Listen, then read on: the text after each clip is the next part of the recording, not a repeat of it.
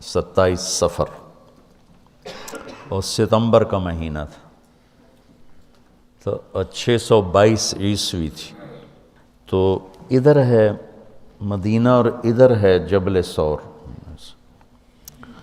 تو ابو بکر نے عرض کی میں نے ایک غار ڈھونڈ رکھا ہے، پہلے وہاں چلتے ہیں، تو جب ہماری تلاش ذرا رک جائے گی پھر ہم نکلیں گے۔ تو اللہ کے نبی پنجوں کے بل چل رہے تھے، پنجوں کے بل۔ پنجوں کے بل اس لیے چل رہے تھے کہ پاؤں کا نشان دیکھ کر کھوجی پیچھے نہ پہنچ جائے۔ یہ ایک علم تھا جو اب مٹ گیا ہے، چونکہ سڑکیں پکی ہو گئیں تو چور کا نشان ختم ہو جاتا ہے۔ جب سڑکیں کچی ہوتی تھیں تو اس کے قدموں کو کھوجی پہچانتا ہوا چلتا چلتا چلتا اس کے گھر پہنچ جاتا تھا، چاہے وہ 100 میل ہوتا تھا۔ تو یہ کوئی مکہ سے غار سور 3 میل تھا، تو آپ ایسے جا رہے تھے ایسے۔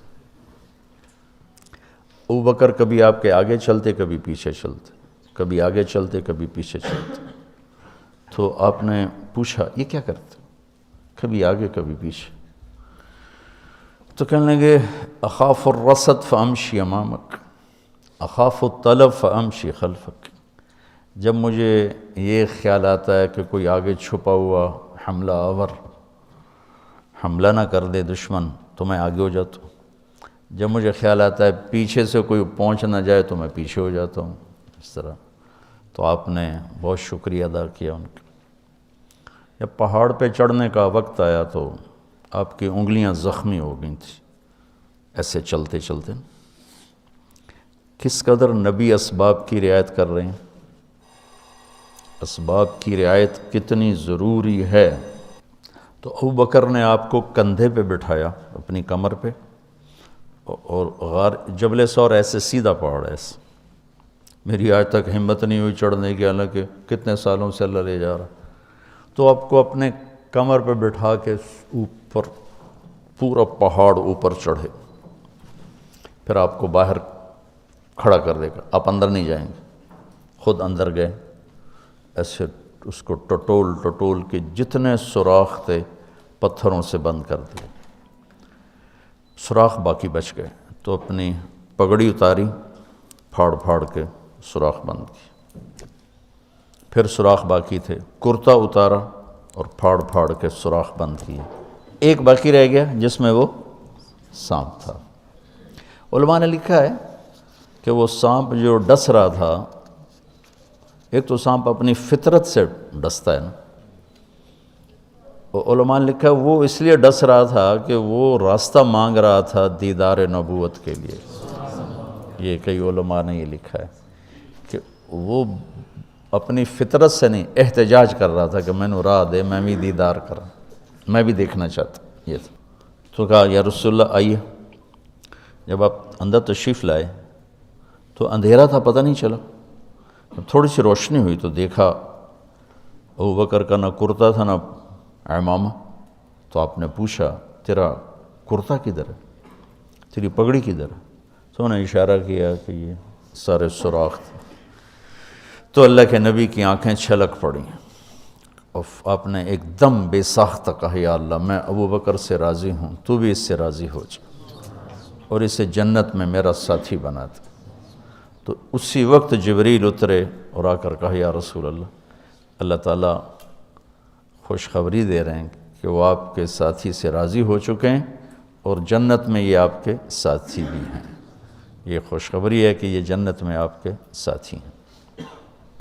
تو انہوں نے قریش نے کھوجی بلا لیا، تو انہوں نے وہ انگلیاں پکڑ لیں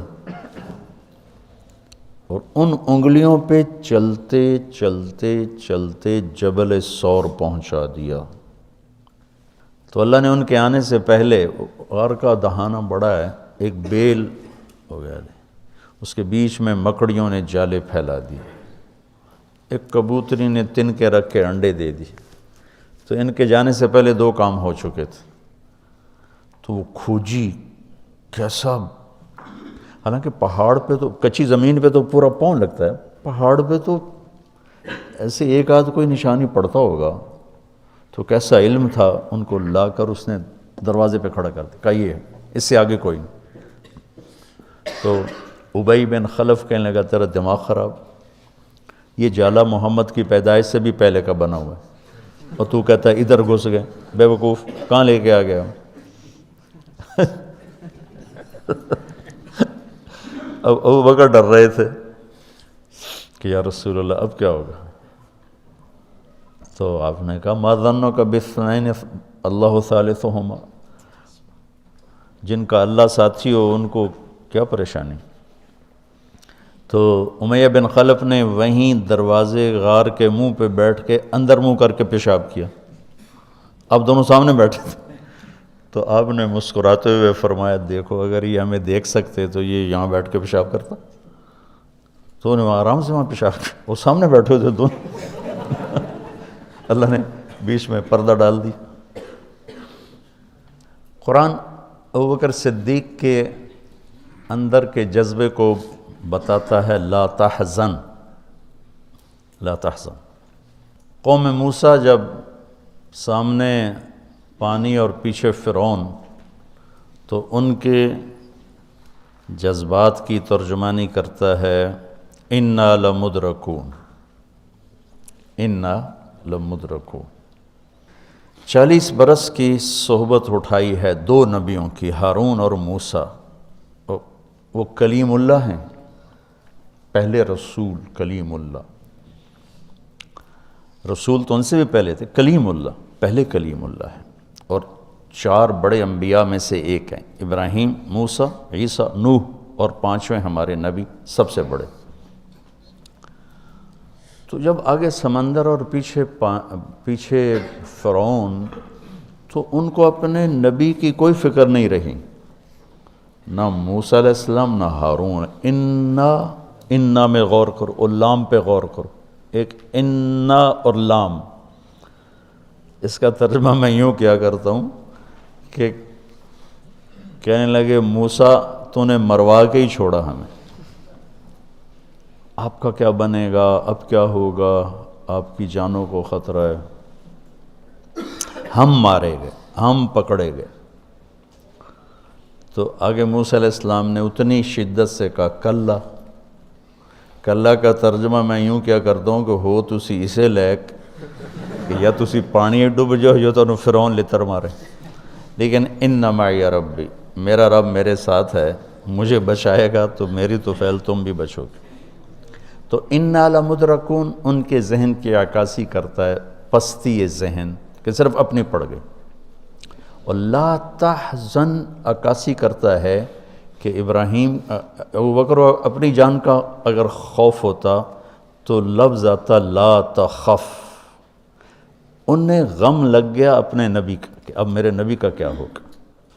تو حزن اپنے لیے نہیں، اپنے دوسرے کے لیے، آپ کی اب آپ کا کیا بنا، اب میرے نبی کا کیا بنے گا، اس کیفیت کے لیے قرآن نے اس میں عظمت صدیق ہے، لا تحزن، کہ انہیں اپنا کوئی فکر نہیں تھا، انہیں فکر پڑ گیا نبی کی۔ تو انہوں نے کہا ان اللہ معنا، اور ان اللہ معنا صدیق کو بھی اپنے ساتھ لے لیا، تیرے میرے دونوں کے ساتھ اللہ ہے، فکر۔ موسیٰ علیہ السلام نے صرف اپنے آپ کو لیا ان کے اس جملے کی وجہ سے، ان معی ربی، میرا رب میرے ساتھ۔